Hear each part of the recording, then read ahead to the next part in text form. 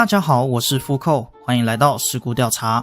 2023年3月17日的上午10点50分，在新竹市的台68线快速公路上方，发生了一起受全台关注的惊悚交通事故，造成一位重机驾驶受伤，所幸生命并无大碍。不过大家关注的重点并不在于驾驶受到多严重的伤，或是车体损失价值多少金额，而是这两位驾驶在车辆碰撞前的一系列行为，让网络上讨论络绎不绝。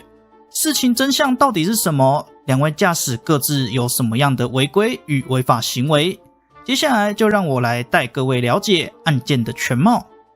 影片开始前要先声明，在这集影片里面所有的分析背后都来自于现行法规、法律、法条以及法院判例，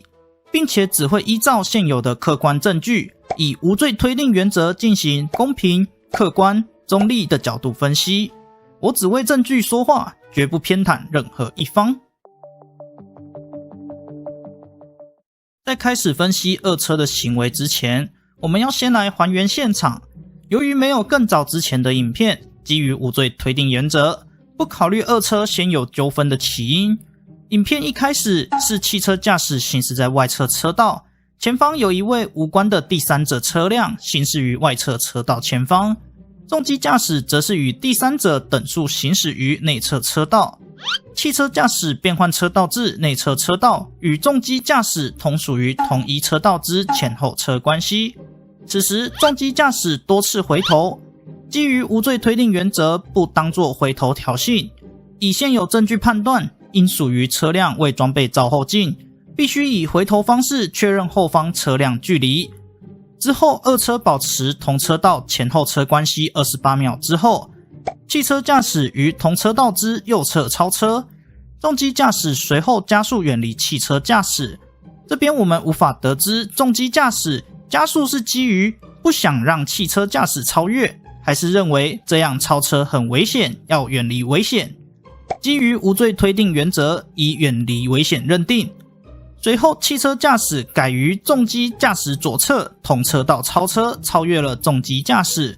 重机驾驶则是绕过汽车后方，也从左侧想要同车道超越汽车驾驶。最后二车发生碰撞，汽车驾驶于前方停止片刻后随即离开现场。接下来的所有分析都会以这个全程关系来做判断。首先是速度，以影片前8秒经过了20条白虚线来换算，正好是时速90公里。现场速限也是最高90公里，3位驾驶都没有超速违规行为。而影片一开始也可以看到，汽车驾驶未与前车保持安全距离，依照高快管制规则第6条，违反处罚条例第33条第1项第2款。重机驾驶照后镜设备不全，违反处罚条例第16条第1项第2款。重机驾驶以单手骑乘机车，依照法院判例，台湾台中地方法院109年度交字第438号判决，不属于危险驾驶。重机驾驶行驶超车道，但重机驾驶确实有维持最高速线行驶，且后方车也得以维持最高速线等速行驶，难以认定有堵塞行车之情况。基于无罪推定原则，不认定重机驾驶有违规占用超车道行为。汽车驾驶未经前行车表示允让或靠边慢行急行超车，违反处罚条例第47条第1项第4款。汽车驾驶在前行车之右侧超车，违反处罚条例第47条第1项第3款。汽车驾驶行车速度超过规定之最高速限，但需有经以科学仪器取得证据资料证明其行为，才能认定违规。基于无罪推定原则，不认定超速。重机驾驶的超速行为同汽车驾驶，汽车驾驶于重机驾驶左侧同车道超车。法规没有禁止大型重机以外之车辆于快速公路同车道超车，所以没有违规超车。且现有影像无法确定车辆有无利用左侧路肩超车，基于无罪推定原则，不认定违规。重机驾驶于汽车驾驶左侧同车道超车，依照高快管制规则第20条第1项第1款，违反处罚条例第33条第1项第7款。汽车驾驶肇事致人受伤而逃逸，违反处罚条例第62条第4项。总计重机驾驶罚锾3900元到7800元，汽车驾驶罚锾5400元到10800元，吊销其驾驶执照。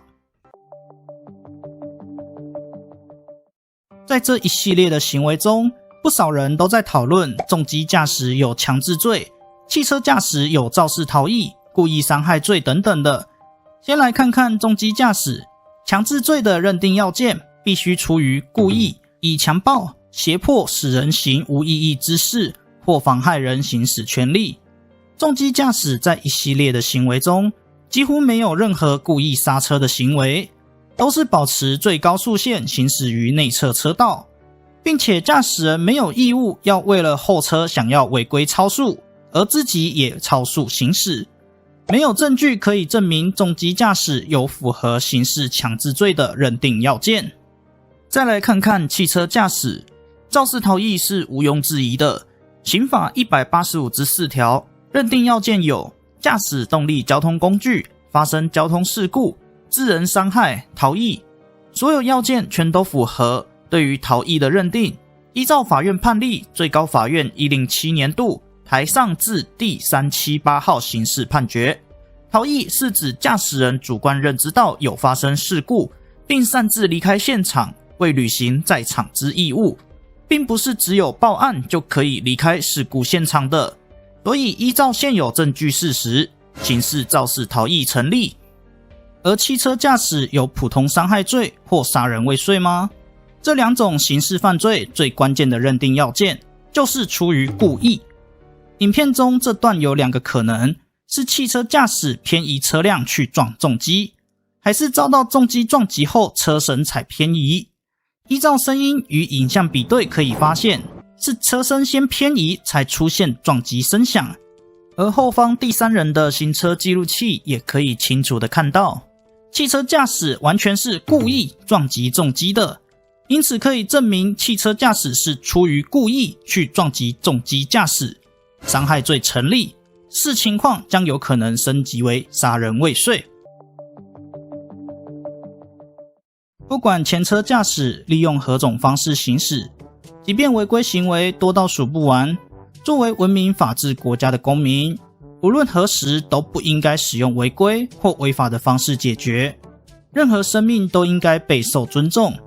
看到重机驾驶违规，不要以违规的方式迫害该驾驶的生命。看到汽车驾驶违规，也应该以保护自身安全为第一优先。保护自身安全的时候，也不需要担心违规了，处理细则会保护你的。任何人都不应该以任何理由、任何方式去迫害他人的生命安全。遵守交通规则，保护自己也保护他人。钱包不缩水，用路更安全。感谢你的收看，我是Fuko，我们下集见。